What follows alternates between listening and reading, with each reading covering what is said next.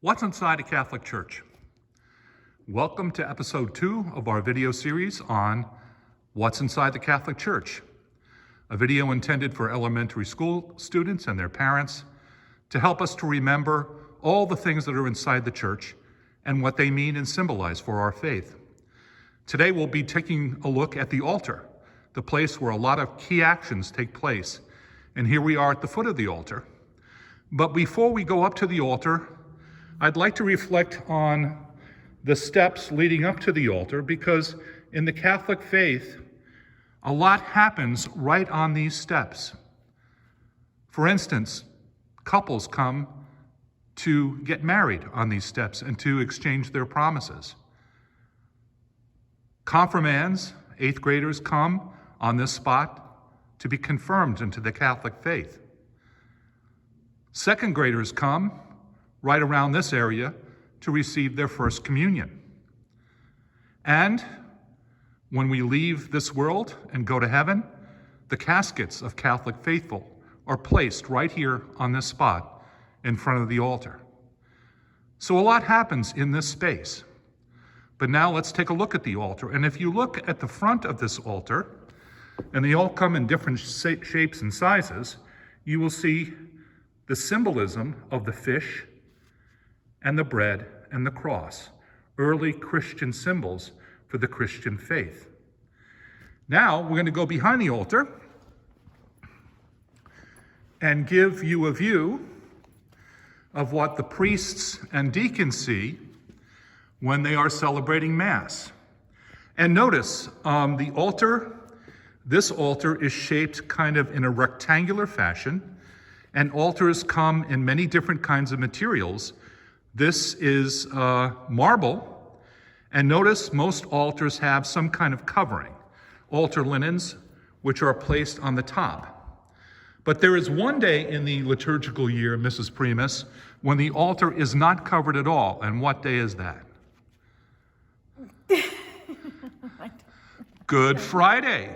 Oh, see that? Good Friday, the altar is stripped bare, and so are many of the other furnishings removed from the church or chapel during the Good Friday liturgy, but at any other day of the year, the altar is covered.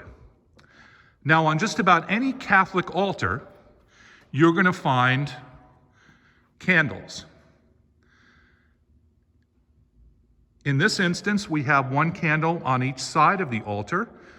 In some churches, you'll find 4 candles. Or if you visit St. Patrick's Cathedral in New York City, there are 6 candles behind the high altar.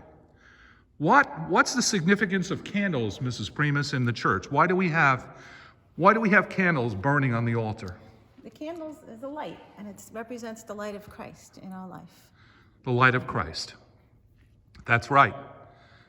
And on the night before Easter, when we light the big Paschal candle, which we'll look at in episode 3, we talk about the light of Christ rising in darkness and dispelling the darkness of our hearts and minds. Our job as Christians is always to be light bearers, to bear the light of Christ into whatever situation we find ourselves in. So this is the altar. And if you walk into any Catholic church, usually that's where your eyes immediately fall, because it's right at the center of the action. Mrs. Primus, what happens on this altar? On the altar is where the body, or the bread and the wine are turned into the body and blood, become the body and blood of Christ. Right. For us.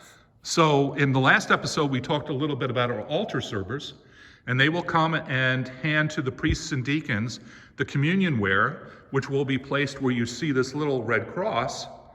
And during the consecration, the priest, in consecrating the bread and wine, we believe as Catholics that the bread and wine become the body and blood of Christ. So a lot of the central action of the Catholic Mass takes place here, right on the altar. Okay, right behind the altar is this stand. And this stand is called an ambo, A-M-B-O.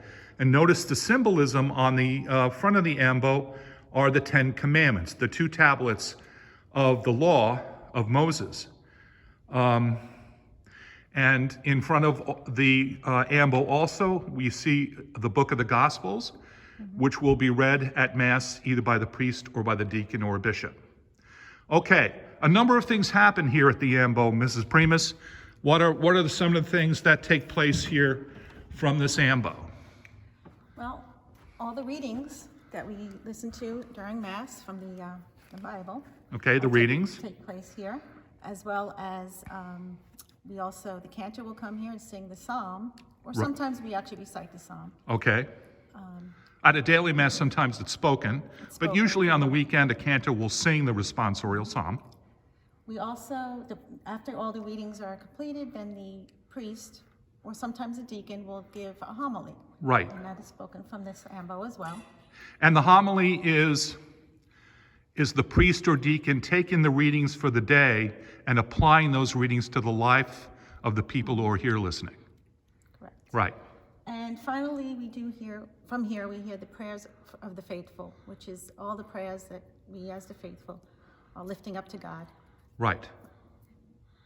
For ourselves and for our community, for our world, for the priests, For the sick, for those who have died. And certainly during this time of pandemic, our prayers of the faithful include those who are suffering from the illnesses, and for our first responders, our doctors and nurses, and all the people who are helping our population deal with this pandemic. So those are the prayers of the faithful. So a lot of important things happen both here at the ambo and at the altar. And again, the Protestants don't call it ambo, they call it a pulpit, but it's basically the same thing. Behind both of these things, and in a central location, is the tabernacle. And this is one of the holiest places in any Catholic church. Notice it's very ornate container. And Mrs. Primus, what is inside the tabernacle? Inside the tabernacle is where the body of Christ is kept. After it is consecrated and all the hosts that are not distributed, body of Christ, they will be placed here inside the tabernacle. Right. So the hosts that are not consumed by the worshipers at the end of the celebration of Mass are placed here in the tabernacle, and they will be taken out again at the next Mass to be distributed. But they're also used in other ways too. They're also used for many of our faithful cannot attend Mass because they might be sick either at home or possibly in a hospital. So we have people who are Eucharistic ministers here in the church.